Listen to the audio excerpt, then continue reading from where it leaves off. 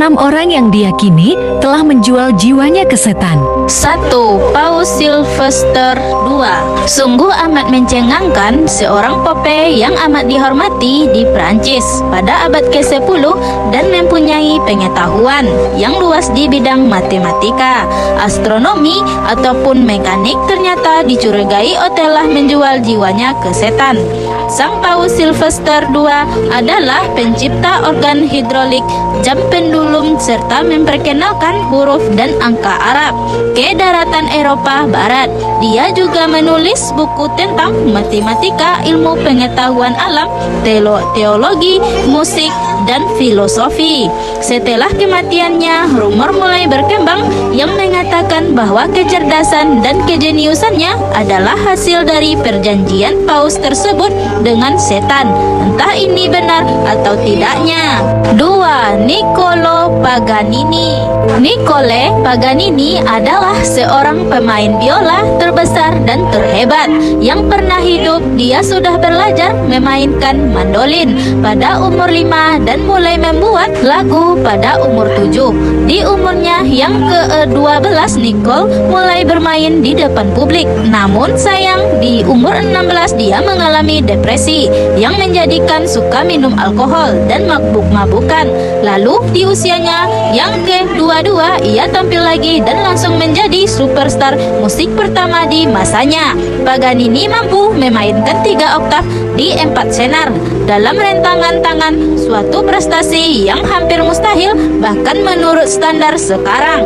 Ia menciptakan 24 cup cricket di umur 23 dan selama bertahun-tahun tidak ada pemain biola lain yang mampu memainkan musiknya. Penonton percaya Paganini membuat perjanjian dengan iblis.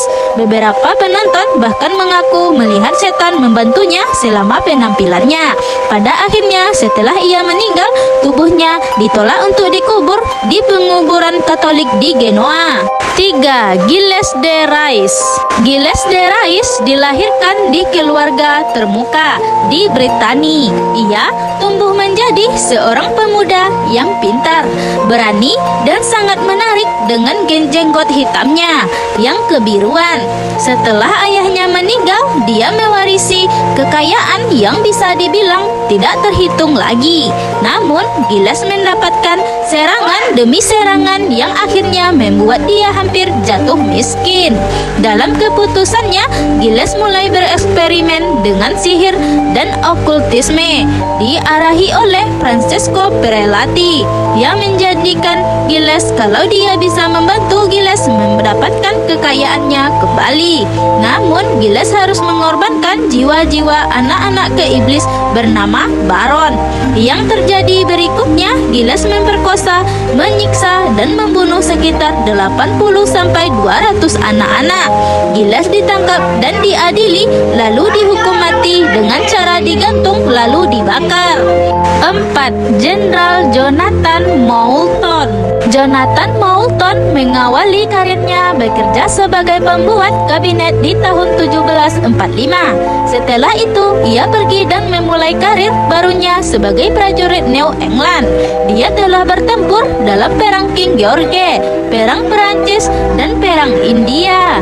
Dia lalu menikah dan mempunyai 11 anak. Ia menjadi salah satu orang terkaya di New Hampshire dan cerita mulai bermunculan tentang kontraknya dengan setan. Tahun 1769, rumah megah yang ia miliki di kota Puritan terbakar habis. Kepercayaan populer pada saat itu adalah bahwa Moulton membuat perjanjian dengan setan, di mana ia akan mengisi sepatu bot Moulton dengan emas sampai penuh sebulan sekali. Dengan imbalan jiwanya sendiri, orang juga percaya bahwa Moulton mencoba mengelabui iblis dengan membolongi sol sepatunya dan membuat lubang di tanah di bawah sepatunya. Iblis heran kenapa butuh waktu lama sekali untuk mengisi emas di sepatunya.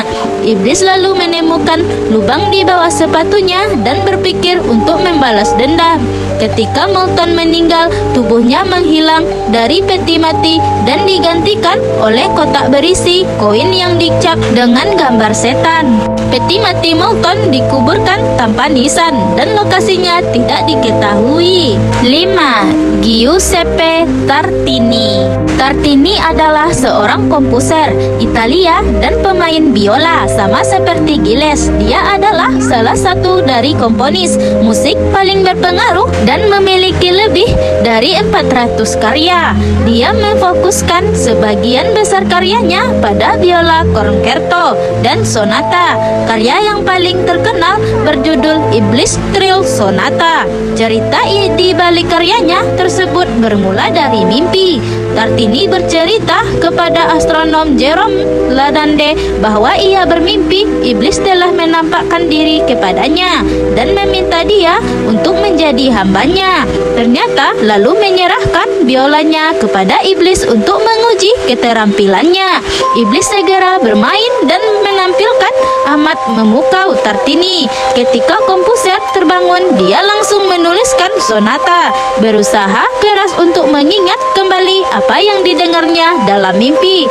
Meskipun sonata amat booming dan sangat sukses, Tartini masih mengeluh bahwa karyanya itu masih jauh dari apa yang didengarnya dalam mimpinya.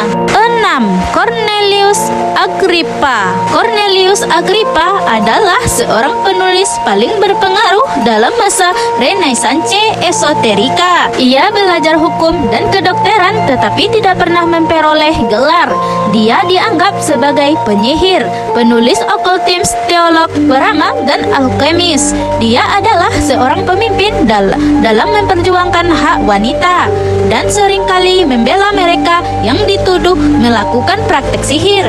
Dia menuliskan 3 buku okultisme yang masih digunakan sampai sekarang. Pada 1535, ia dicap sebagai orang sesat dan dihukum mati. Dia sempat melarikan diri namun akhirnya jatuh sakit dan meninggal. Setelah kematiannya, keluar anjing hitam dari ranjang kematiannya yang tidak asing lagi. Anjing hitam ini muncul dan berbagai legenda tentang Faustus dijelaskan di nomor 2 list ini.